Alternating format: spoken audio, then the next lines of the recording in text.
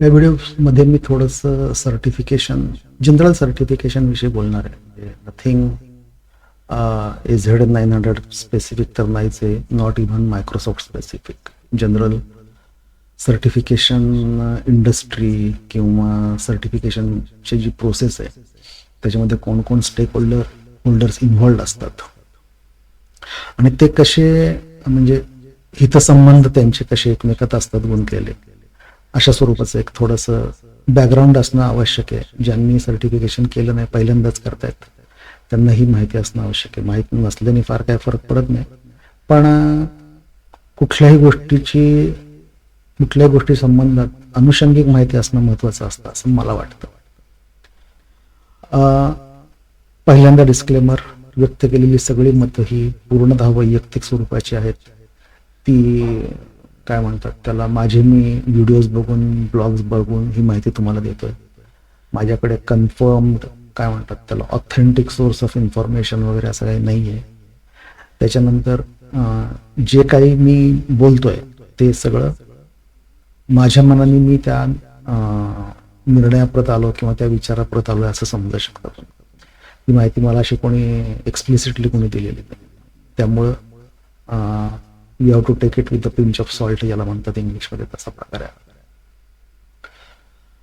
तर दोन मतप्रवाह आहेत सर्टिफिकेशनच्या संदर्भात, एक प्रो आहे आणि अगेन्स्ट आहे. कुठलीही गोष्ट म्हटली की प्रो आणि अगेन्स्ट आलंच. प्रत्येक आता सर्टिफिकेशन म्हटलं ती पण एक छोटीशी काय म्हणतात तुम्ही व्यवस्थाच आहे. कुठली व्यवस्था म्हटली की दोन फायदे आले दोन तोटे आले, ते चालायचंच, त्याला काय करू शकत नाही. सर्टिफिकेशनच्या बाजूनी जर बघायचे काही मुद्दे असतील तर ते म्हणजे एक तर तुमचं नॉलेज वाढतं. म्हणजे होतं कसं काय की तुम्ही स्वतःहून जर कुठली लँग्वेज शिकत असाल किंवा प्रोग्रॅमिंग करत असाल, काही करत असाल, डेटाबेस असेल, व्हॉट एव्हर, नेटवर्किंग असेल, काही असू शकतं, तर देर इज अ लिमिटेशन. होतं काय की तुम्हाला जे प्रॉब्लेम तुम्ही डे टू डेच्यामध्ये फेस करता तेवढ्यातलं नॉलेज तुम्हाला असतं, पण त्याच्या बाहेरचं नॉलेज तुम्हाला नसतं. मग अशा वेळेला सर्टिफिकेशन जर केलं तर तुम्हाला ते नॉलेज मिळू शकतं. बेसिक त्याच्यामध्ये फंडा असा आहे की समजा आपण मायक्रोसॉफ्टचं काय म्हणतात त्याला सर्टिफिकेशन असंच स्पेसिफिक एक्झाम्पल म्हणून मायक्रोसॉफ्टचं घेतलं आणि समजा मायक्रोसॉफ्टचं C# सर्टिफिकेशन आहे, तर होतं काय की तो सिलेबस डिझाईन करताना, त्यातले प्रश्न डिझाईन करताना मायक्रोसॉफ्टनं अशी काळजी घेतलेली असते की C# बद्दल जो माणूस मला C# येतं असं क्लेम करतो त्याला कमीत कमी या गोष्टी तरी माहिती असणं आवश्यक आहे. ती प्रिरिक्विजिट आहे त्याच्यामध्ये. तीच गोष्ट SQL सर्व्हरच्या संदर्भात, तीच Azureच्या संदर्भात, सगळ्याच्या बाबतीत तेच आहे. तर ते जे नॉलेज आहे किंवा ते जे एक्सपर्टाईज आहे ते तुम्हाला सर्टिफिकेशन करून मिळवता येतं. मिळवणं हे एक भाग झाला आणि दुसरं ते डेमॉन्स्ट्रेट करता येतं. तुम्ही सर्टिफिकेशन पास झालात याचा अर्थ यू आर डेमॉन्स्ट्रेटिंग की I have that necessary knowledge, expertise किंवा skills, whatever you label it. तर ते तुमच्याकडे असले तर ते तुमच्याकडे काय म्हणतात त्याला, एक एन्डॉर्समेंट ज्याला म्हणतात ती म्हणता येईल. त्याच्याकडे मी दुसऱ्या एका अँगलने पण असं बघतो की तो अँगल म्हणजे बेसिकली कसा आहे की नॉन IT सेटअप जे असतात ते जेव्हा हायर करतात त्यावेळेला त्यांना हे उपयोगी पडतं. कारण त्यांच्याकडे कसं असतं, IT हे काही त्यांचं फील्ड नसतं. ते काही मसाले बनवत असतील, बिस्किटं बनवत असतील, काही करत असतील, त्यांचा काही व्यवसाय असेल, कार विकत असतील, व्हॉट एव्हर. तर IT is not there focus. IT is auxiliary, म्हणजे IT is just another service provider for them, just like HR. तशा प्रकारचं ते सेक्शन असतं. त्याच्यामध्ये जेव्हा त्यांना हायरिंग करायची वेळ येते, नॉन IT ऑर्गनायझेशन्सला IT मध्ये जेव्हा हायरिंग करायची वेळ येते त्यावेळेला त्यांच्याकडे बेंचमार्क काय की who is qualified for this post. मग त्यावेळेला सर्टिफिकेशन पिक्चरमध्ये येऊ शकतं. त्याच्यानंतर ॲज अ इंडिव्हिज्युअल जर तुम्ही म्हणाल, जर तुम्ही सर्टिफाईड असाल, म्हणजे हे मी सर्टिफाईड नसलेल्या व्यक्तीवर कम्पेअर करतोय तुम्हाला. If you are certified, there are 2 candidates, you are certified, one is not and one is. तर it's up to again hiring मॅनेजरच्या म्हणजे त्याच्या वैयक्तिक मतावर अवलंबून आहेच. पण जनरली इट डेमॉन्स्ट्रेट्स की यू हॅव एन्थुझियाझम बेसिकली. आणि एक काय म्हणतात त्याला, तळमळ आहे बाबा, जिव्हाळा आहे, किंवा काहीतरी करायची, काहीतरी डेमॉन्स्ट्रेट करायची इच्छा आहे, एनर्जी आहे, हे एका अँगलने डेमॉन्स्ट्रेट होऊ शकतं त्याच्यामध्ये इफ युअर सर्टिफिकेट. दुसरा सर्टिफिकेशनचा असा एक फायदा होतो की तुम्ही अप टू डेट राहता. होतं काय की समजा SQL सर्व्हर घेतला आपण, SQL सर्व्हरचे कित्येक म्हणजे 6.5 पासून व्हर्जन्स आलेले आहेत आणि आता 2019 आलेलं आहे. आता SQL सर्व्हरचं सर्टिफिकेशन त्यांनी बंदच करून टाकलं, तो विषय वेगळा आहे. पण होतं कसं काय की 6.5 आलं, मग 2000 आलं, 2005 असं पुढचे व्हर्जन घेत राहतात. मग त्यावेळेला मायक्रोसॉफ्ट काय करतं, जसं जसं ते एकेका प्रोडक्टचा सपोर्ट ते बंद करतं, तसं तसं ते सर्टिफिकेशन ते रिटायर करून टाकतं त्या एक्झामिनेशन्स. आणि मग त्याच्या जागी ते लेटेस्ट व्हर्जनच्या एक्झामिनेशन्स इंट्रोड्यूस करतात. मग तुम्ही जर सर्टिफिकेशन करत राहिलात सारखं, कारण सर्टिफिकेट करत राहावंच लागतं, कारण ते एक्सपायर होतच राहतं. तुम्ही जर सर्टिफिकेशन असं करत राहिला तर तुम्ही अप टू डेट राहता. लेटेस्ट व्हर्जनमध्ये काय फीचर्स आली आहेत, काय नाही, ते तुम्हाला सर्टिफिकेशनचा तुम्ही अभ्यास करता त्या निमित्ताने लक्षात राहतं. नाही तर अदरवाईज असं कोणी एक्सप्लिसिटली जाऊन नवीन कोणते फीचर आहे असं काय सहसा कोणी वाचन करत नाहीत. करणारे आहेत, नाही असं नाही, पण हे एक निमित्त ठरतं आणि त्या अँगलने तुम्ही वाचताच आहात तर तुम्ही साईड बाय साईड सर्टिफिकेशन पण होऊन जातं. हे एक झालं. दुसऱ्या इंडिव्हिज्युअलच्या बाजूने बघायचं झालं तर जे नॉन IT बॅकग्राऊंडचे लोक आहेत, फॉर एक्झाम्पल माझंच उदाहरण घ्या, I am a commerce graduate, त्यामुळं माझं फॉर्मल IT एज्युकेशन काहीच नाही, जे काय आहे ते मी सगळं माझं मी शिकलेलं. मग अशा व्यक्तीला जर त्याचं क्वालिफिकेशन डेमॉन्स्ट्रेट करायचं असेल तर मग त्याला सर्टिफिकेशन इज काय म्हणतात त्याला great way of demonstrating the expertise. कारण मग तसं दुसरा काही मार्ग नाहीये ते सर्टिफिकेशन सोडून. बाकीचे मग बाहेरचे कोर्सेस करायला लागतील, म्हणजे प्रायव्हेट कोर्सेस किंवा युनिव्हर्सिटी डिग्रीज वगैरे ते करायला लागेल. त्याच्यापेक्षा हँड्स ऑन असलेलं, करंट असलेलं, आणखीन डे टू डे वापरत असलेलं जर प्रोडक्ट किंवा लँग्वेज असेल तर तुम्ही त्याच्यामध्ये सर्टिफिकेशन केलं तर तुम्ही ते डेमॉन्स्ट्रेट करू शकता. That is another big benefit. आणखीन मग ते it works as a proof of knowledge की बाबा अकॅडमिक जरी काही नसलं तरी मायक्रोसॉफ्टने सर्टिफिकेट दिलेलं आहे, म्हणजे त्या व्यक्तीला ते नॉलेज असलं पाहिजे. आणि मी दुसरा अँगल, एक म्हणजे बारीक असा दुसरा अँगल होतो की जी इंटरव्ह्यू घेणारी व्यक्ती आहे तिला एक थोडासा रिलीफ मिळतो. सर्टिफिकेशन केलं म्हणजे एका अर्थाने असं बघितल्यासारखं होतं की मायक्रोसॉफ्टनेच तुमचा इंटरव्ह्यू घेतलेला आहे, कारण तुम्ही जे प्रश्न त्यांनी विचारले त्याचे तुम्ही सर्टिफिकेशनच्या उत्तर दिली, त्याचं इन अ वे तुमचा तो इंटरव्ह्यू घेतल्यासारखं झालेला आणि तुम्ही तो पास झालेला आहात. So that is another angle of looking at it. हे सगळं प्रो झालं. त्याला दुसरी बाजू, अनदर काय म्हणतात त्याला साइड ऑफ पॉईंट, म्हणजे इंडस्ट्रीमध्ये काही असे लोक आहेत की जे असं मानतात की त्याचा काही उपयोग नाही सर्टिफिकेशनचा. तर त्यांचं मत तसं होण्याचं कारण पण तसं आहे, कारण ऑल ओव्हर वर्ल्ड म्हणजे जगात सगळीकडेच हे होतं, भारतात त्यातलं काही जास्त होतं असं मला वाटतं एशियन कंट्रीजमध्ये, की चिटिंग करून पास व्हायचं, डम्प्स वाचायचे किंवा काहीतरी हे करायचं, चिटिंग करून पास व्हायचं, हे प्रकार केले जातात लोकांकडनं. कारण सर्टिफिकेशन कुठल्याही परिस्थितीत मिळवायचं असं ते हे असतं, मग तो मार्ग कुठला ते फारसं महत्वाचं नाही असं ॲटिट्यूड असणारे लोक समाजामध्ये आहेत. मग ते काय होतात, त्यांना जॉब मिळतात, सर्टिफिकेट बघून लोक, काही लोक जॉब देतात त्यांना जॉब मिळतात, काही गोष्टी माहीत असतात, काही माहीत नसतात. जेव्हा प्रत्यक्ष जॉबवरती जातात तेव्हा ते उघडं पडतं ज्याला म्हणतात ते होतं. आणि मग अशा वेळेला काय होतं, त्या व्यक्तींमुळे मग ओव्हरऑल सर्टिफिकेशनच वरती लोक संशय घ्यायला सुरुवात करतात.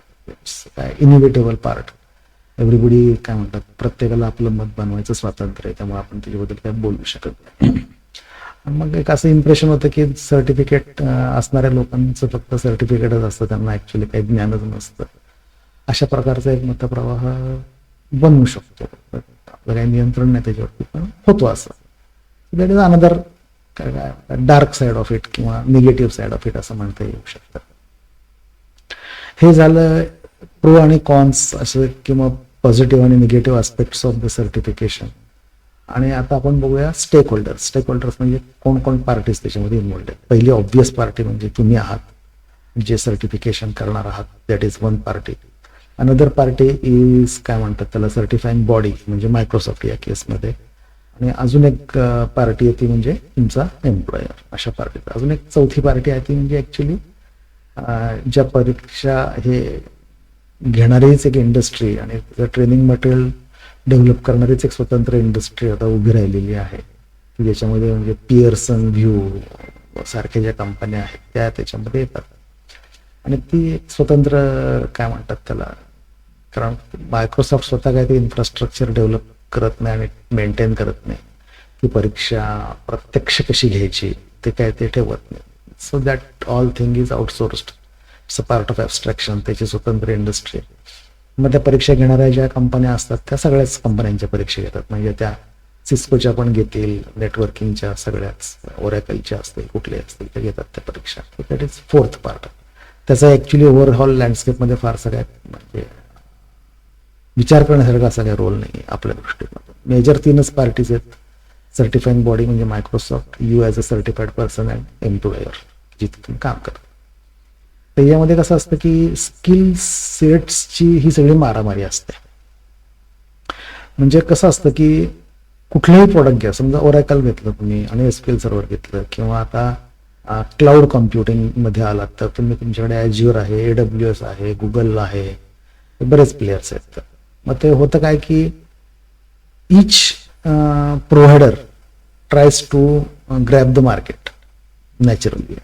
त्याच्यामध्ये ती कॉम्पिटिशन असते. त्या कॉम्पिटिशनमध्ये कसं होतं की ज्या प्रोव्हायडरकडे स्किल सेट जास्त, म्हणजे जी IT इंडस्ट्री आहे त्या IT इंडस्ट्रीमधले जे रिसोर्सेस आहेत ते जास्तीत जास्त कुठल्या टेक्नॉलॉजीचे आहेत, असं एक थोडंसं ते त्याच्यामध्ये डायनॅमिक्स निर्माण होतं. म्हणून मग हे जे प्रोव्हायडर्स असतात ते try to push their product as well as certifications.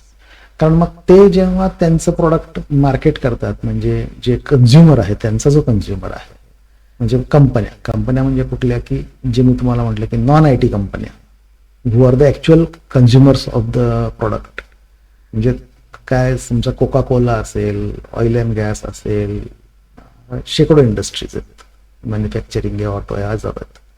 त्या ज्या कंपन्या आहेत they are the end consumers of the products of Microsoft or AWS or what ever.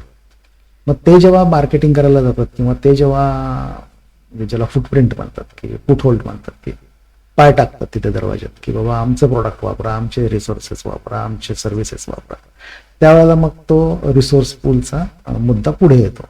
मग त्यावेळेला मायक्रोसॉफ्टला असं सांगायचं असतं की आमचे क्लाउड सर्टिफाईड इतके लोक इंडस्ट्रीमध्ये आहे, किंवा टोटल IT रिसोर्सेस जे आहेत त्यातले 65% किंवा 50% वॉट एव्हर काय आकडा असेल, कारण मायक्रोसॉफ्टकडं सर्टिफाईड कोण लोक आहेत त्याचा डेटाबेस असतोच. ते म्हणू शकतात की इतके हजार, इतके lakh Microsoft certified professionals are there in the industry. So you will find it easy to काय म्हणतात people who will support and do IT consulting with our products, असं ते त्यांच्या बाजूने मार्केटिंग असतं. तर त्यांचा भाग झाला, कारण त्यांना त्यांचं प्रोडक्ट पुश करायचं असतं. मग दुसरा भाग झाला एम्प्लॉयर, म्हणजे तुमचा एम्प्लॉयर.